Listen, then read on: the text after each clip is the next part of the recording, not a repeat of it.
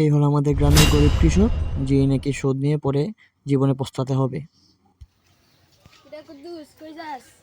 মাতবরের কাছে যাইতেছি। কে লাগিয়া? গাঙ্গের পার কয়েকটা ক্ষেত করমু। মাতবরের তে সুদে টি আনতে যাইতেছি। এই চোরের জাত এমনি কাম করলো হইব। এই হলো আমাদের গ্রামের মাস্টার সাহেব, যে নাকি সুদের ব্যবসা দিয়ে জীবনযাপন করতেছে। ভালো করে কাজ কর। আসসালামু আলাইকুম। কেডা এদিকে আয়। মাতবর সাহেব ভালো আছেন নি? ভালোই, তুই ভালো আছত নি? ভালোই। আমি গাঙ্গের কোল কয়েকটা জমি করমু। তুই সব কেমনে যে কই আমার কয়টা টিয়া লাগবো।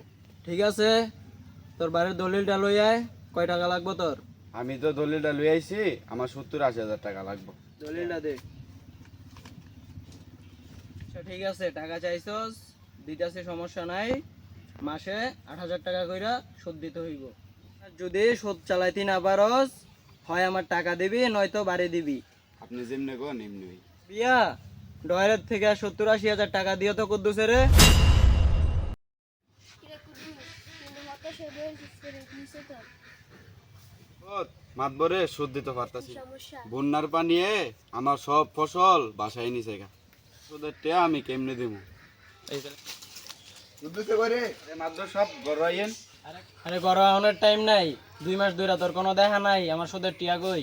মাতবর সাহেব আমার ফসল তো সব বন্যায় বাবাই নিছে গা। হইছে ওইটা আমার দেখার সময় নাই। আমার 2 মাস প্লাস হইছে, তুই হয় আজকে টাকা দিবি, নয়তো বাড়ি ছাড়বি। মাতবর সাহেব আমার কটা দিন সময় দেন, আমার বউ বাচ্চা আমি। সময় দেওয়ানোর কোনো সময় নাই, হয় টিয়া দিবি নয়তো বাড়ি ছাড়বি। মাতবর সাহেব আমার কটা দিন সময় দেন। আর যা আছে সব বাইর কর। ঠিক আছে ভাই। না না ভাই ভাই ভাই।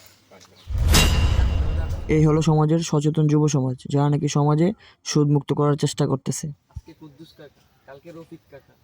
মাতবরের কর্মকাণ্ড সহ্য হচ্ছে না, এর একটা বিহিত করতে হবে। আমরা একটা কাজ করলে পারি, আমরা একটা সংগঠন খুলি, সেখানে আমরা গরিব দুস্থদের সুদ মুক্ত ঋণ দিই। ঠিক আছে ঠিক আছে। পরিশেষে এই কথাই বলতে চাই, আমাদের সমাজে এই সুদ এখন অ্যাভেলেবেল হয়ে গেছে, যার কারণে গরিব গরিবই থাকতেছে, বড়লোক বড়লোকই থাকতেছে। এই সুদের কারণে হাজারো গরিব ধ্বংস হয়ে যাচ্ছে। সবাই সবার জায়গা থেকে প্রতিবাদ করা উচিত, এটাই আমি মনে করি।